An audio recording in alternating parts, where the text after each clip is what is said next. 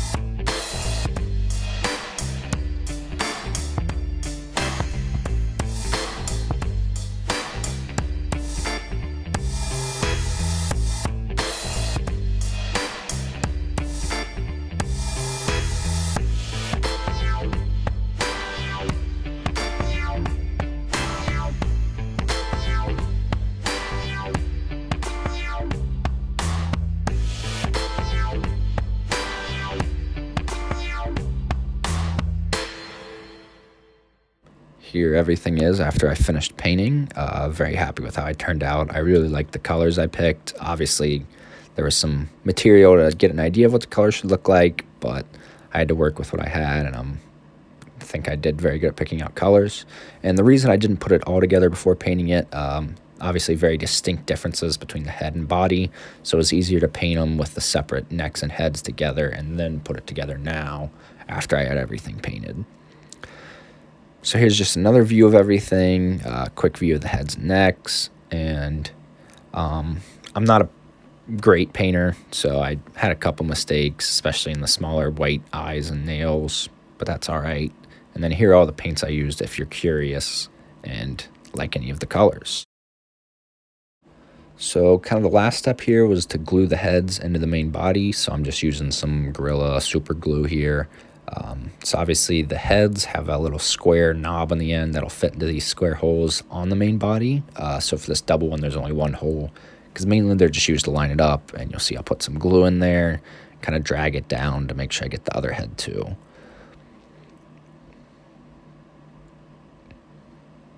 Went a little excessive on the glue maybe, but that's all right. I want to make sure they didn't fall off.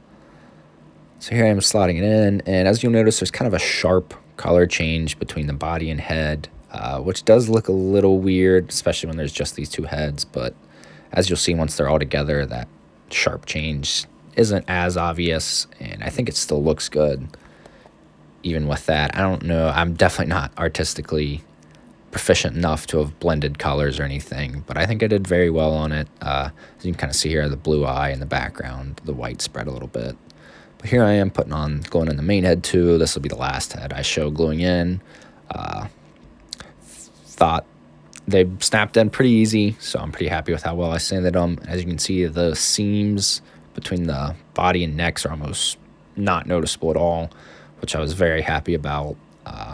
As I was a little worried with the seams between the necks and heads being so visible. So here it is after I got all the heads glued on. So the last step, I had printed out a circular stand for it, which is kind of just a marker if it is used as a miniature on a game mat with squares. So I just have to dab some glue onto the feet and then attach it.